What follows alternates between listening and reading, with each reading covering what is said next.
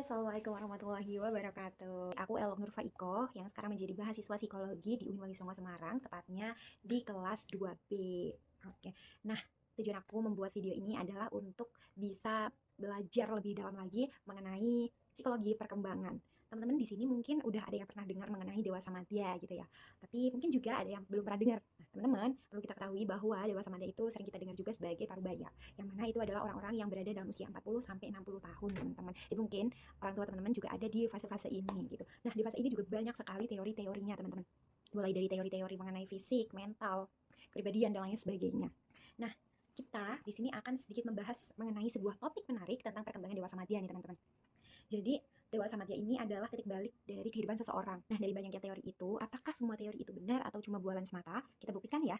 Yang akan kita bahas ini adalah melalui studi kasus yang sangat menarik, yaitu Bapak Jafar, seorang pensiunan TNI AU yang kini memasuki usia 54 tahun.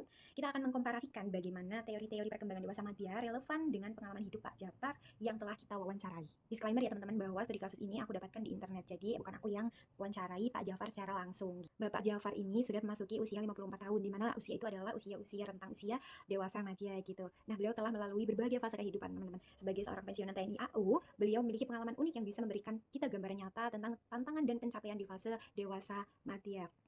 Nah, kita di sini akan melihat bagaimana teori-teori psikologi perkembangan dapat menjelaskan apa yang dialami Pak Jafar, dan sebaliknya, bagaimana pengalaman Pak Jafar memperkaya pemahaman kita tentang teori tersebut. Oke, kita mulai dengan aspek fisik dan mental, teman-teman. Nah, secara teoritis, dewasa madya sering dihadapkan pada perubahan fisik seperti penurunan stamina, metabolisme yang melambat, dan potensi masalah kesehatan seperti kolesterol dan penyakit-penyakit lainnya.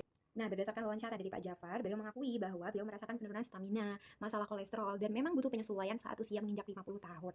Namun teman-teman, yang menarik, Bapak Jafar ini tidak merasakan masalah berarti dalam hal penglihatan atau emosi meledak-ledak di usia 40 tahunan. Sebuah poin yang kadang diasosiasikan dengan krisis paruh baya. Nah, hal ini itu menunjukkan bahwa meskipun ada pola umum, pengalaman individu bisa bervariasi. Kemampuan Bapak Jafar mengelola emosi dan masalah sejak muda sepertinya membantu menghadapi fase ini dengan lebih stabil. Jadi antara individu yang satu dengan individu yang lain itu bisa berbeda-beda, teman-teman, tergantung bagaimana individu tersebut dapat mengendalikan dirinya. Selanjutnya, kita bahas mengenai karir dan ambisi. Nah, teori seringkali menyatakan bahwa di usia dewasa madya, individu mungkin mencapai puncak karir atau justru mulai mempertanyakan makna dan tujuan pekerjaan mereka. Beberapa juga merasakan adanya ambisi baru atau mencari peran yang berbeda setelah sekian lama berkarir. Nah, Pak Jafar, sebagai pensiunan TNI AU, menunjukkan sisi unik, teman-teman. Meskipun pernah mengalami ketersinggungan dalam pekerjaan yang tidak beres, beliau tidak memiliki ambisi berlebihan dalam karir. Ini mungkin karena sistem kenaikan pangkat otomatis di militer yang sudah jelas gitu ya. Namun yang menarik, Pak Jafar ini masih memiliki ambisi untuk berkarya dan mengisi waktu luang, seperti yang tertera di jawaban wawancara beliau. Nah, ini sejalan dengan teori Erik Erikson tentang generativity versus stagnation, di mana individu dewasa madya ingin memberikan kontribusi dan merasa bermanfaat bagi lingkungannya. Pencarian makna hidup seringkali menjadi fokus di usia dewasa madya, teman-teman. Individu mulai merenungkan warisan apa yang akan mereka tinggalkan dan kekuasaan atau kontrol atas hidup mereka menjadi penting. Pak Jafar memiliki pandangan yang mendalam tentang makna kehidupan. Beliau mengartikan sebagai menanam kebaikan dan menuai kebaikan juga, serta berupaya menyesuaikan diri dengan lingkungan. Mengenai kekuasaan, beliau memaknai kekuasaan sebagai kemampuan untuk berperan, khususnya setelah menginjak usia 51 tahun, yaitu melalui sholat wajib dan sunnah, mengaji, serta membuat surat-suratan. Ini menunjukkan pergeseran fokus dari kekuasaan duniawi ke kekuasaan spiritual dan kemampuan untuk berkontribusi secara positif, yang sangat relevan dengan teori perkembangan spiritual dan moral di usia dewasa madya. Hubungan sosial dan kemampuan beradaptasi dengan lingkungan adalah kunci di fase dewasa madya, teman-teman. Dukungan dari keluarga dan teman, serta peran di masyarakat sangat berpengaruh. Pak Jafar menunjukkan bahwa beliau sangat aktif dalam menjaga hubungan baik, sering singgah ke rumah orang tua, mengasihi orang tua, dan berpartisipasi dalam kegiatan warga seperti mengikuti kerja bakti dan musola.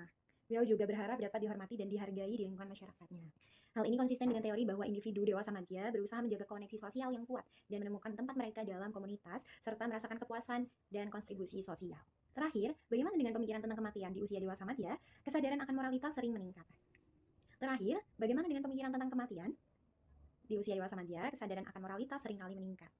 Pak Jafar mengakui kadang terlintas pemikiran tentang kematian, dan ini memotivasi beliau untuk memperdalam ilmu agama dan berbuat baik kepada sesama serta berbakti kepada kedua orang tuanya. Nah, hal ini adalah bentuk persiapan dan penerimaan yang sehat terhadap fase akhir dari kehidupan. Mengenai harapan sosial, Pak Jafar merasa harapan sosial yang diinginkan sudah tercapai. Ini menunjukkan tingkat kepuasan dan penerimaan diri yang tinggi, sebuah indikator positif dari perkembangan dewasa madya yang sukses.